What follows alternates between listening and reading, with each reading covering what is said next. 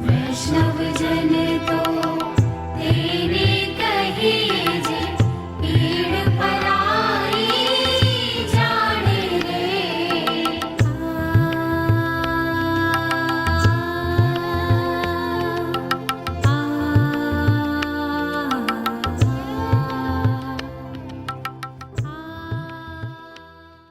Congratulations to all.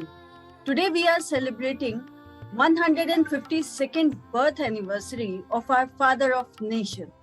मैं CA Deepti Jain, founder ज्ञान station, your growth partner, online virtual education platform for everyone की तरफ से सभी देशवासियों को 2 अक्टूबर आज गांधी जयंती की हार्दिक बधाइयां देती हूँ। आज हमारे साथ जुड़े हैं CA Swapnil Kothari ji, who is Chancellor of Renaissance College of Commerce from Indore. Sir, we welcome you in today's conversation. Thank you, Dipti ji. Thank you so much. आज सबसे पहले मेरा आपसे प्रश्न यह है कि देश की आजादी में कई महापुरुषों का योगदान रहा है, पर गांधी जी को ही देशवासियों ने राष्ट्रपिता की पदवी दी है, ऐसा क्यों? देखिए, जब एक बच्चा होता है तो माँ जो है वो उसे भावनाओं की समझ देती है, इमोशंस की अंडरस्टैंडिंग देती है, और पिता जो है वो उसे जीवन दर्शन देते हैं। ऐसा पारंपरिक कथाओं में और बरसों से हमें सिखाया गया है। हमारी जो आजादी की लड़ाई थी, उसको जो फिलॉसफी दी वो महात्मा गांधी ने दी, उसे जो दर्शन दिया वो महात्मा गांधी ने दिया। यदि आप गांधीज्म को स्टडी करेंगे तो गांधीज्म का जो सार है, जो उसका सारांश है, वो है साधनों की शुचिता, प्योरिटी ऑफ मीन्स। यानी जिंदगी में हमारा मकसद तो सही होना चाहिए, हमारे तरीके भी सही होना चाहिए। हमारा मकसद कुछ भी हो वो राइट होना चाहिए, अप्रोप्रिएट होना चाहिए, लेकिन हमारे तरीके जो हैं वो पवित्र होना चाहिए। सही तरीके से ही हम अपने सही मकसद को पाएं तो गांधीज्म के हिसाब से ये सही होगा। और गांधी जी बड़े फर्म थे इस बात में कि अगर आप धैर्य से सही साधनों से अपनी लड़ाई लड़ेंगे, अगर मोरालिटी आपकी तरफ होगी, अगर नैतिकता आपकी तरफ होगी, तो अपने आप संख्या भी आपकी तरफ होगी और अपने आप सामने वाले का हृदय परिवर्तन भी होगा और आपको फाइनली आपका मकसद मिलेगा।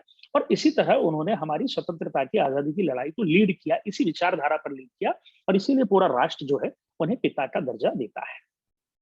बहुत ही सुंदर समझाया आपने गांधी जी के दर्शन के बारे में।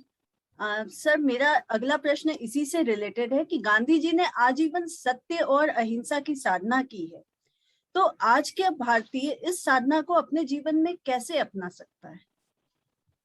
देखिए, अगर आप पढ़ेंगे महात्मा गांधी को तो आप पाएंगे कि उनकी किताबों में और उनके दर्शन में लिखा हुआ है कि सत्य जो है वो मनुष्य को निर्मित करता है और मनुष्य जो है वो असत्य को निर्मित करता है।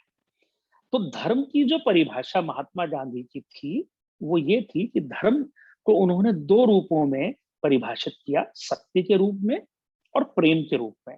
गांधी जी जो धर्म का अनुसंधान मानते थे, धर्म का अनुसंधान यानी सत्य का अनुसंधान, धर्म का पालन यानी सत्य का पालन, धर्म का अनुसंधान यानी प्रेम का अनुसंधान, धर्म का अनुसंधान, धर्म का पालन यानी प्रेम का पालन। तो सत्य और प्रेम को उन्होंने धर्म के समकक्ष दर्जा दिया।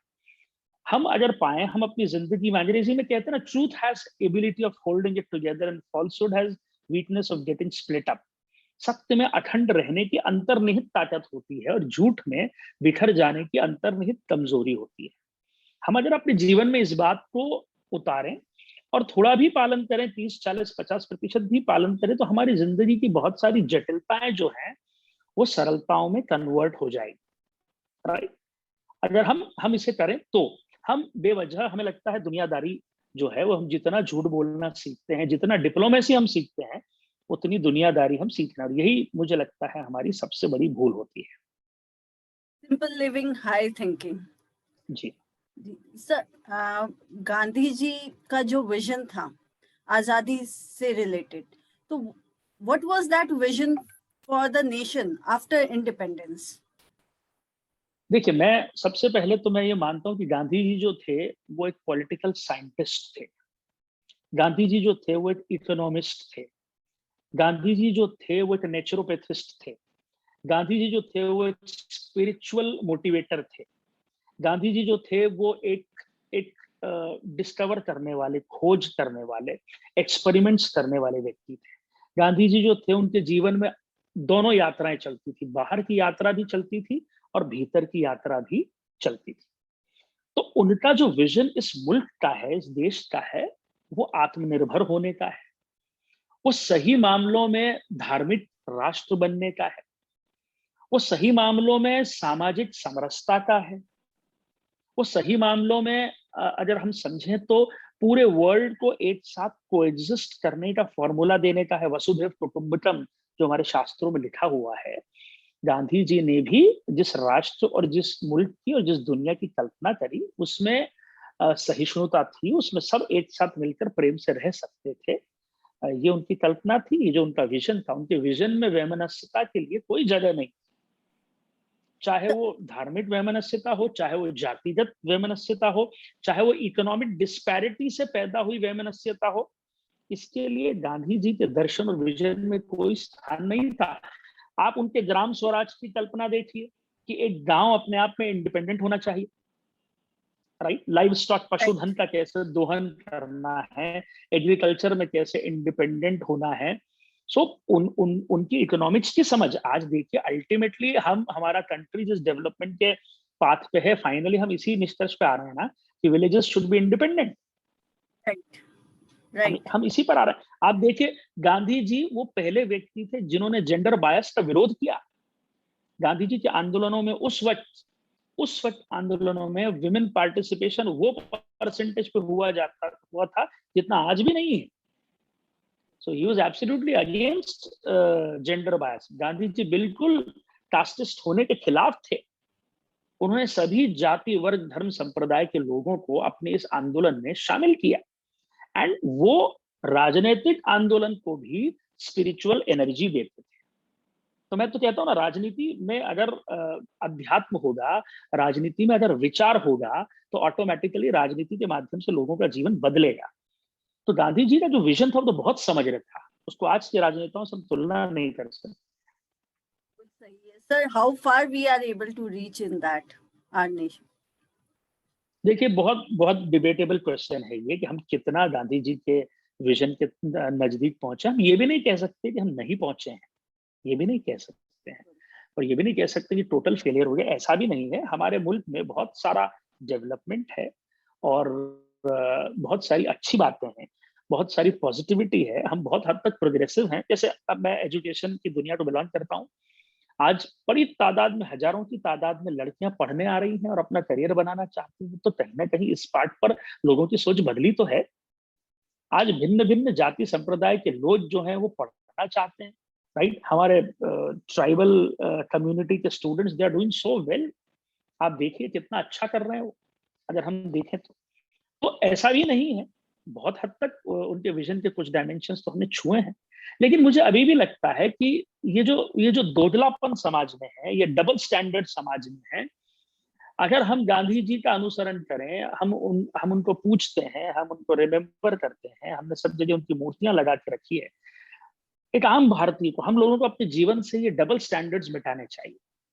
डबल स्टैंडर्ड यानी आप जैसी पत्नी चाहते हैं और जैसा अपनी बहन के लिए दामाद चाहते हैं, ये दोनों बातें अलग अलग हो नहीं सकती।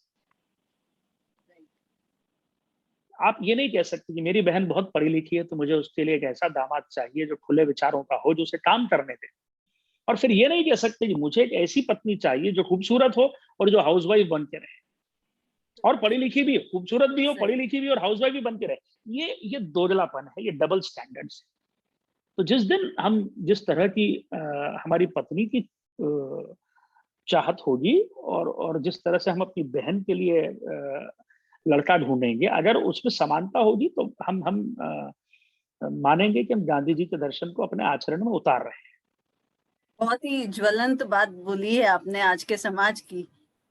जो हम बहू चाहते हैं उसके लिए हमारे अलग क्राइटेरियाज है, और बेटी के लिए जो दामाद चाहते हैं, we have a altogether different set of criterias for that. Absolutely. Thank you, sir. The last question to you is, what is your message to the nation on this day? देखिए, I have a very clear message to the nation. Gandhi ji को पढ़ने से आपका जीवन सुलझेगा, आपको clarity मिलेगी। जैसे गांधी जी ने कहा है, डर ही सबसे बड़ा रोग है। जैसे गांधी जी ने कहा, झूठ बिखरता है। जैसे गांधी जी ने कहा, सत्य बोलने के बाद आपको कुछ भी याद नहीं रखना पड़ता है। गांधी जी ने हर चीज में मूल सुधार की बात कही है, और हम हर चीज में भूल सुधार करते हैं। भूल सुधार एक अलग चीज है और मूल सुधार एक अलग चीज है। Gandhi ji was always in favour of fundamental correction. Fundamental correction यानी मूल सुधार। किसी भी चीज को हमें फंडामेंटली सुधारना है। तो सत्य का अनुसंधान, मैं समझता हूं, धर्म का अनुसंधान है। अगर हमें गांधी जी को श्रद्धांजलि देनी है, उन्हें रिमेम्बर करना है, तो हर वो व्यक्ति जो सच कह रहा है हमें उसे संबल देना चाहिए, और हर वो व्यक्ति जो झूठ बोलता है हमें उसका विरोध करना चाहिए। यही उनके प्रति हमारी आदरांजलि होगी और यही उनके प्रति हमारी श्रद्धांजलि होगी। साधनों और साध्य दोनों की शुचिता इंपॉर्टेंट है। टूल्स भी पवित्र होना चाहिए, गोल्स भी पवित्र हमारे होना चाहिए, और निर्भीक होना चाहिए, भयमुक्त हमें होना चाहिए। भयमुक्तता जो है वो जीवन का लक्ष्य होना चाहिए। अभ्युदय जिसे हम कहते हैं, पूर्ण अभ्युदय जिसे हम कहते हैं, संपूर्ण रूप से भयमुक्तता, और ये सिर्फ सच बोलकर जो है वो हो सकती है। और इसमें बहुत हमें प्रयास करने पड़ेंगे, इतना आसान नहीं है। मैं भी कह रहा हूं, तो ऐसा भी नहीं कि मैंने अपने जीवन में ऐसा सब कुछ कर लिया। I will be very honest with everyone. हम सभी अनुसंधान करके, प्रैक्टिस करके धीरे धीरे इस स्थिति को पा सकते हैं। Very nice message and very meaningful in today's context. Thank you, sir, for joining us in this conversation on this day of Gandhi Jayanti. I'm very sure this conversation is going to be very helpful and enlightening for all our viewers. Thank you. Thank you Deepti ji, thank you so much. आप लोग बहुत अच्छा काम कर रहे हैं, हम धन्यवाद देना चाहता हूँ। मेहनत आप लोग हैं, सबको जोड़कर आपने रखा है, लगातार कुछ ना कुछ आप करते रहते हैं। मेरी शुभकामनाएं आपके लिए। Thank you so much.